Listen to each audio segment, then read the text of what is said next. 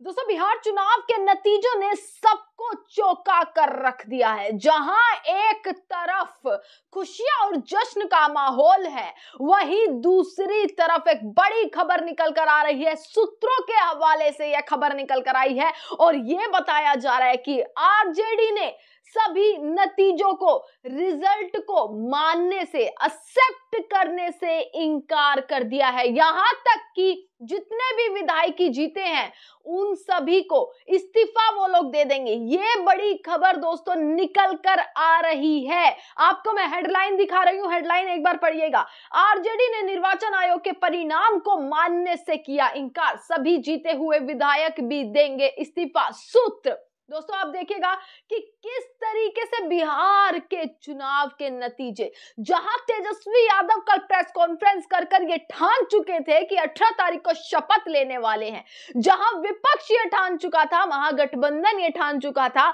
कि इस बार कुछ भी हो जाए, गड़बड़ी नहीं होने देंगे, वोट चोरी नहीं होने देंगे, ईवीएम में गड़बड़ी नहीं होने देंगे, और जब ये गड़बड़ी होंगी ही नहीं तो हमारी ही सरकार बनने वाली है। पर ऐसा नहीं हुआ। शुरुआती रुझानों में लग रहा था कि कांटे की टक्कर और कहीं ना कहीं तेजस्वी यादव मुख्यमंत्री बन सकते हैं। महागठबंधन अपना पूरा का पूरा जोर महागठबंधन ने लगाया और उनके पाले में बहुमत के आंकड़े जा सकते हैं। पर जैसे ही ईवीएम का पिटारा खुला, बैलेट पेपर की काउंटिंग के बाद जैसे ही 10 बजे के आसपास ईवीएम की काउंटिंग जब होनी शुरू हो गई और जो आंकड़े सामने आए उसने साफ ये दर्शा दिया कि एनडीए की सरकार बनती हुई नजर आ रही है।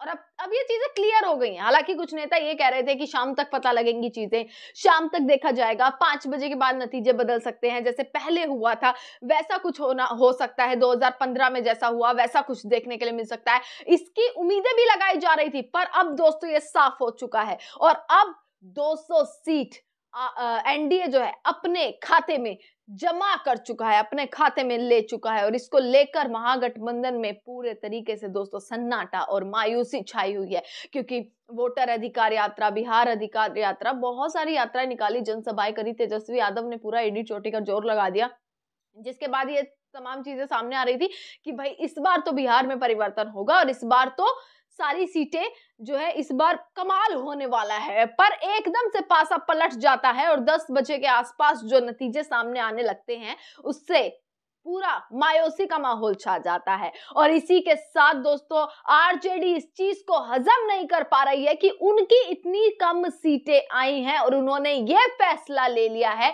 कि जितने भी जीती हुई विधायकी है सभी के सभी इस्तीफा देंगे। परिणाम को मानने से जो है वो इनकार कर दिया गया है। ये बड़ी खबर निकल कर आ रही है और अगर ऐसा होता है दोस्तों तो सोच कर देखिए फिर क्या होगा। बिहार में एक फिर से बड़ा मुद्दा छिड़ जाएगा। क्या दोबारा काउंटिंग होगी, क्या जांच की जाएगी, क्या सीसीटीवी फुटेजेस मांगे जाएंगे, क्या पूरा मामला होने वाला है, सारी खबर मैं आप तक पहुंचाती रहूंगी। पर उसके साथ दोस्तों बड़ी खबर यही निकल कर आती है कि जैसे एनडीए ने बिहार में जीत हासिल कर ली है और दूसरी तरफ आरजेडी जो आशंकाएं थी उससे बहुत ही कम आरजेडी जो है आरजेडी उस पर सिमट कर रह गई है। कांग्रेस की जितनी आशंकाएं थी, महागठबंधन की जितनी आशंकाएं थी, सारी सिमट कर रह गई हैं। और ये नतीजे दोस्तों चौंकाने वाले हैं, वाकई में ये नतीजे चौंकाने वाले हैं। और इसी के साथ एक और बड़ी चीज, अब ट्विटर पर इस चीज को ट्रेंड कर दिया गया है। जीत की बधाई सिर्फ एनडीए को नहीं दी जा रही है, अब लोगों ने जीत की बधाई ज्ञानेश कुमार को देना शुरू कर दिया है। हर जगह ये ट्रेंड चलाया जा रहा है, हर जगह ये एक्स पर अगर आप पूरा खोलेंगे और एक्स पर विपक्ष के तमाम लोग जो उनके समर्थक हैं अब ये लिखते हुए नजर आ रहे हैं कि बधाई हो, बिहार की जीत की बधाई हो ज्ञानेश कुमार को बधाइयां दी जा रही है। और कहा जा रहा है कि जहां ज्ञानेश कुमार है वहां बीजेपी का जीतना तय है। एसआईआर ज्ञानेश कुमार ने करवाया, वो इसीलिए ही करवाया था कि बीजेपी जीत पाए। 65 लाख वोटरों के नाम इसीलिए हटाए गए ताकि बीजेपी जीत पाए और पूरा मुद्दा इसीलिए खड़ा किया गया ताकि बीजेपी जीत पाए और उसमें वो सफल हुए, इसलिए ज्ञानेश कुमार को बधाइयां अब लगातार दी जा रही हैं। दोस्तों खबर पर एक बार रुक कर लेते हैं कि किस तरीके से भारतीय चुनाव आयोग की आधिकारिक पार्टी वो रुझानों के मुताबिक बीजेपी सबसे बड़ी पार्टी बनने जा रही है। दोस्तों बीजेपी को 91 सीटों पर बढ़त है, जेडीयू को 82 सीटों पर जेडीयू आगे चल रही है, आरजेडी 25 सीटों पर आगे है।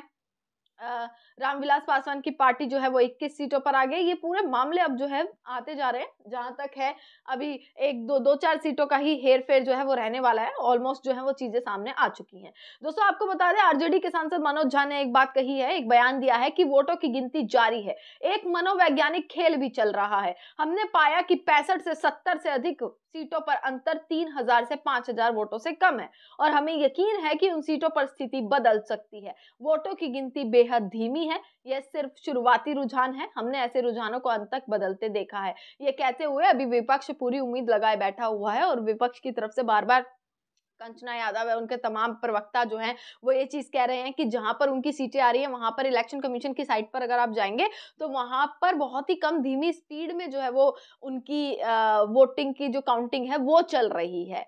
बहुत धीमी स्पीड में काम किया जा रहा है, जबकि जहाँ पर एनडीए की सीटें आ रही हैं, वहाँ पर बहुत फास्ट काम किया जा रहा है। ये आरोप भी अब लगते हुए नज़र आ रहे हैं। दोस्तों आरोप प्रत्यारोप का दौर है, पर एनडीए जो है वो जीत चुका है बहुमत के आंकड़े से कई ऊपर आंकड़ा पार कर चुका है और अब सवाल बहुत सारे खड़े होने वाले हैं। अब खबरें ईवीएम पर भी निकलेंगी, अब खबरें वोट चोरी पर भी निकलेंगी। अब देखना ही होगा तेजस्वी यादव क्या कहते हैं, देखना होगा कि आखिरकार राहुल गांधी इस चीज पर क्या कहते हैं और क्या अगर इस्तीफा देने लग गए जितने भी आरजेडी के विधायक जीते हैं तो क्या होगा। बड़ी खबरें, तमाम खबरें आप तक पहुंचाते रहेंगे। देखते रहेगा सजग भारत। आपका बहुत बहुत शुक्रिया।